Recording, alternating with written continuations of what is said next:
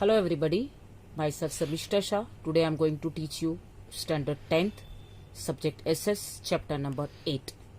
Again I am repeating, standard 10th, subject SS, chapter number 8, that is natural resources. As we all know that from birth to death we all are having special importance for our soil.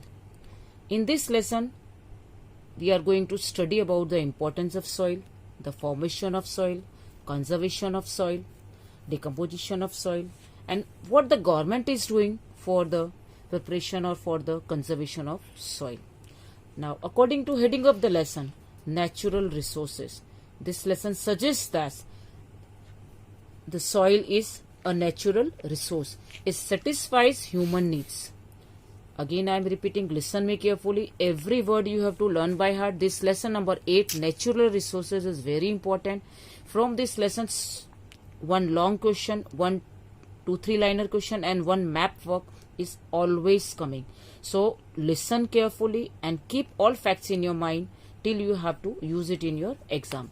First, I am repeating my words. It satisfies human needs. As you all know that whatsoever we want in food, or whatsoever we want raw material in industry, and whatsoever energy we are using for our vehicles, all we get from soil only. So we can say that it satisfied all human needs.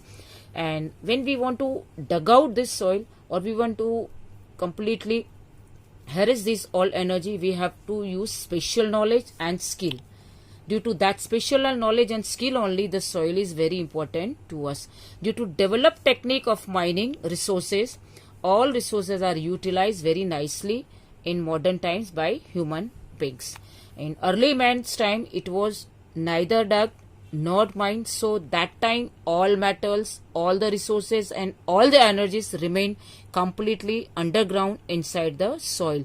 But due to latest techniques and latest all equipments, it is possible for us to have these soils as a important resource or well utilized resource.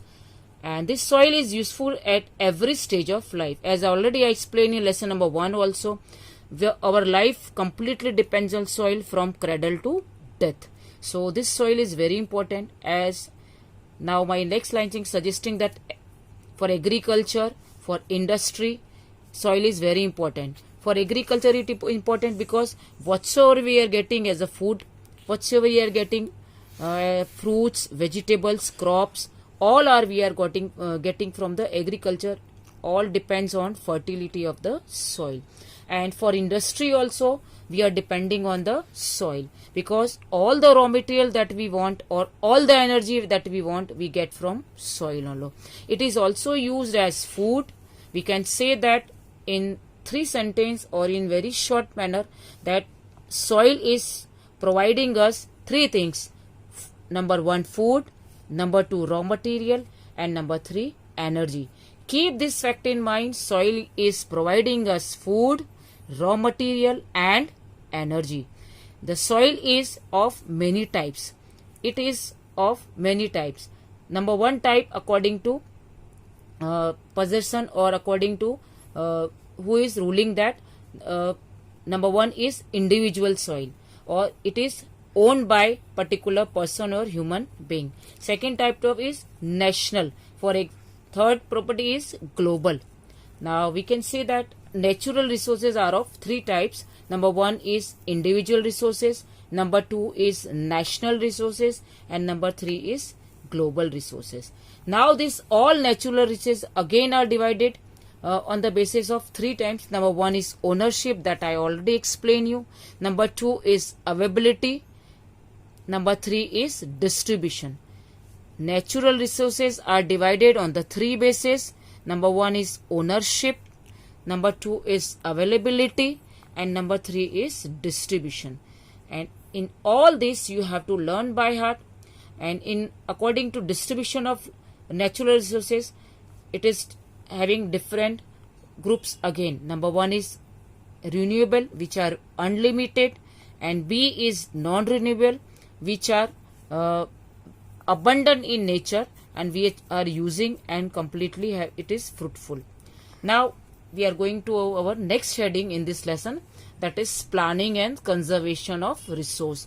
As I told you that natural resources are always important because they are giving us three things. Number one, food. Number two, energy. And number three, raw material. So according to this formula or according to this fact, all governments as well as all country, and being a human being, we also must try to conserve these all natural resources, and for that we need planning. So I will tell you about what plan should be done by a government, or what we should do at our own level best to do or to understand the conservation of the natural resources. So first of all, we have to keep 2-3 points in our mind, that planning and conservation is needed as these all resources are scarce or limited. So when we want to use them, we want to harvest them completely, we want complete uses of that minerals and everything else, then we have to plan them, or we have to use them in planning manner or in well managed manner. So that system is called planning. And when we are planning to save a resource, or when we are planning to use it in systematic manner, that system is called conservation. So as soon as for soil is concerned, we must have a planning and a conservation system. The arrangement made for conservation for human beings and tree life to remain life is called conservation. Now for conservation we have to follow several steps. Now I will explain you all the steps. Please try to keep all the steps in your mind, because from the beginning of standard first to till date, conservation of soil is very important fact. And this mostly this question is coming in long answer. So conservation of soil we have to do by following steps. Number one step is gathering information. When we want to conserve the soil, or when we want to conserve any natural resources, we have to gather particular information about that particular natural resources. For example, suppose I want to conserve soil, then I have to gather information about the types of soil, the need of soil, irrigation for the soil, vegetation on that soil. So I can say that first step we have to keep in mind when we want to conserve any natural resource, that is gathering the particular information. Second point we have to keep in mind is exploit scientifically. Suppose when we want to use anything, for example, if I want to use soil, or I want to use my textbook, or I want to use my pen, I must understand how I will use my pen, pencil, stationery scientifically, that I can use it at full, and I can have complete, you can say in shortcut, passable manner we have to use our all the natural resources. Third point is attempts should be made to develop and increase. Yes, again I told you that all the natural resources are scarce, less, limited, but we have to keep one step in our mind, that we must try to attempt, that we must try to save or use in such a manner that it is completely developing also, and it is increasing also. Fourth point we have to keep in our mind, that we must use cheaper resources very nicely or economically. It is not like that air is so completely in unlimited manner in our environment, so we will misuse this. No, it is not like that. We must use all the cheapest or cheaper resources also very economically, so we can substitute them when we are in great need. Fifth point I want to tell you about, limited resources should be conserved. Now that resources which are limited, that must be conserved or used systematically, so that we are completely able to use them, or we are completely fruitful in economic terms. Next point, 6 number point is frame needful laws. All above points, 5 points depends on us citizens, common people, because we all are only using all the natural resources. Now this 6 point is depending on the rules formed by the, or rules framed by the government. If government is framing all the rules very nicely, then citizen will also understand, and they will also use all the resources in restricted manners. And when we are using in restricted manners, everything is saved economically. So I am next point I want to keep in front of you is that citizens should be familiar with usage of all the resources. This is very important point, that government frame the rules and you citizens always using all the different resources.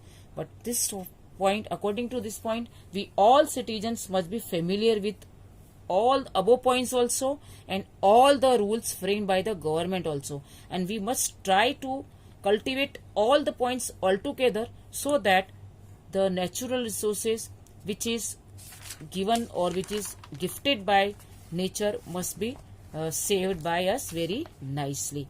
Now I will tell you about soil formation. Soil is actually a uppermost layer of earth, and when we are saying that whatsoever when we are walking, we are keeping our foot on that part is called earth or soil. It is a thin layer, consists of many elements. It is a mixture of minerals, humidity and humus. And this soil, these all elements are having capacity to grow and develop vegetation. Again I am repeating my words. These all elements, especially minerals, humidity and humus, are having capacity to grow and develop vegetation on them. Due to that quality only we are getting different types of crops, cereals, fruits and vegetables. And the soil is affected by the climate, and it is classified on the basis of color, climate, parental rock structure and humus. Now in our country, so many departments are working for soil formation, for soil conservation.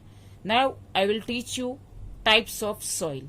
Again I am repeating my word and putting stress on there are 8 types of soil, and these 8 types are declared by one of the institution of government which is working for the which is working scientifically for Indian soils, for improvement of Indian agriculture, and that department is called ICAR.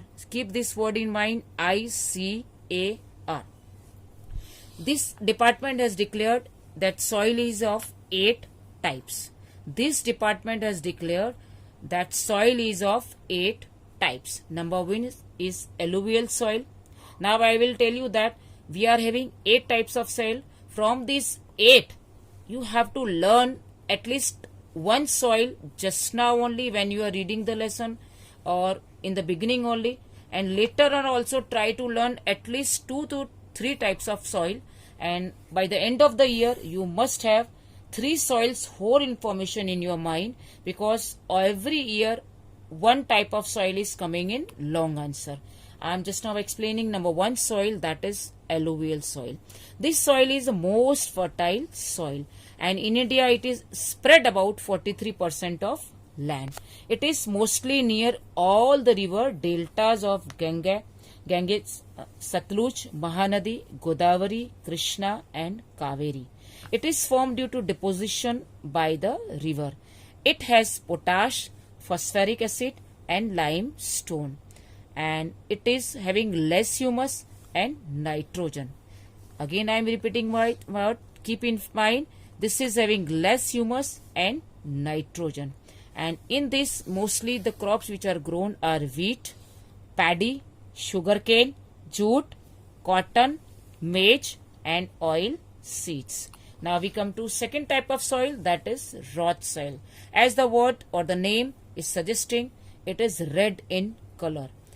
It is red in color. It occupies at least 19% of total land in India, and it is mostly found in peninsular India. Peninsular, you are all knowing that all the 5 southern states are called peninsular states, and in that area red soil is found. Some part in Rajasthan also.